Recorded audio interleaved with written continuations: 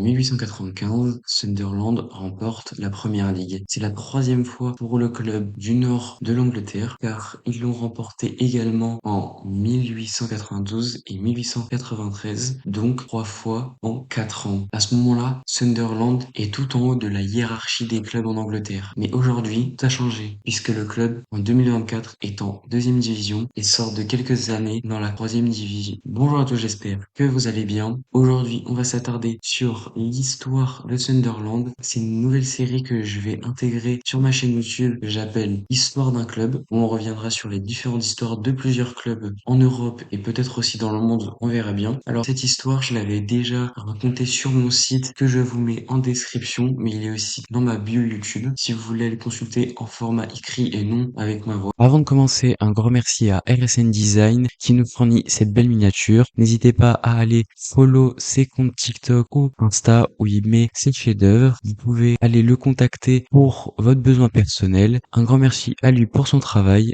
de qualité.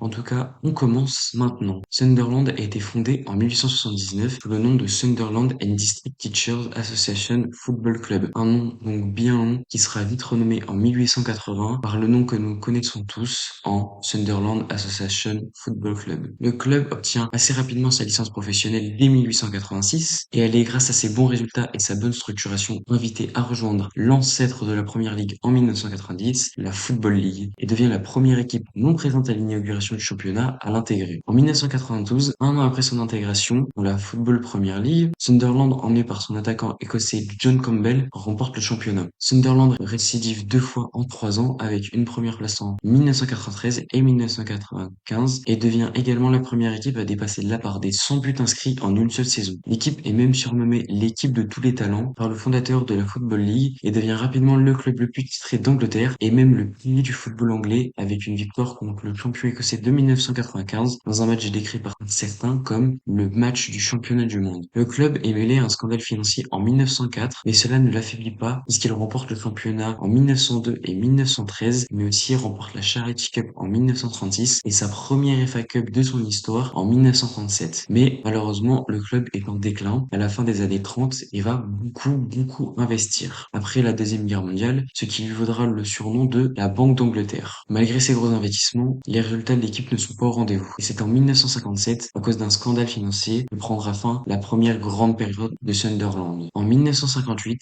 les dirigeants de Sunderland sont reconnus coupables d'avoir versé un salaire au-dessus de la limite maximale aux joueurs par la Ligue. Cela va énormément impacter l'équipe et un an plus tard, avec une 21e place, Sunderland est relégué en deuxième division pour la première fois de son histoire. Sunderland arrive néanmoins à s'extirper de cette seconde division 6 ans plus tard. Il se battra pour son maintien chaque année et c'est en 1969 que Sunderland est de nouveau relégué en deuxième division après une 21e place. Encore une fois. Pourtant, le siège de Sunderland connaît un petit peu d'éclaircie en 1973 puisque le club réalise un véritable exploit en remportant la deuxième FA Cup de son histoire contre Leeds après une victoire sur la plus courte des marges, 1-0, qui était d'ailleurs une des équipes en forme en première division. Cette victoire en FA Cup va permettre à Sunderland de jouer pour la première fois de son histoire et encore aujourd'hui la seule fois en Coupe d'Europe. Le parcours européen de Sunderland fut, malgré la joie qu'a apporté cette compétition, de courte durée, puisqu'après avoir battu en 16e de finale le Vasas SC, une équipe hongroise 2-0 à l'aller puis 1-0 au retour, Sunderland est déjà éliminé en 8e de finale par le Sporting Portugal. Malgré une victoire 2-1 à l'aller, ils sont battus 2-0 au retour, synonyme de la fin de cette aventure européenne. Jusqu'en 1986, Sunderland fait l'ascenseur entre la première et seconde division, avec une nouvelle montée en 1976, qui est directement suivie d'une descente en seconde division en 1977, puis en 1980, une nouvelle montée qui durera, elle, 5 ans. Après donc une nouvelle descente en seconde division en 1986, Sunderland descend encore une fois en direction de la troisième division anglaise. Une première pour le club qui met en lumière la perte de sa superbe depuis bien longtemps. Sunderland arrive tout de même à remonter immédiatement en seconde division la saison d'après grâce à un nouveau président et un nouveau directeur sportif. En 1989, Sunderland monte de nouveau en première division après avoir échoué en finale de barrage face à Swindon Town, mais cette équipe est reléguée administrativement et Sunderland se retrouve donc en première division.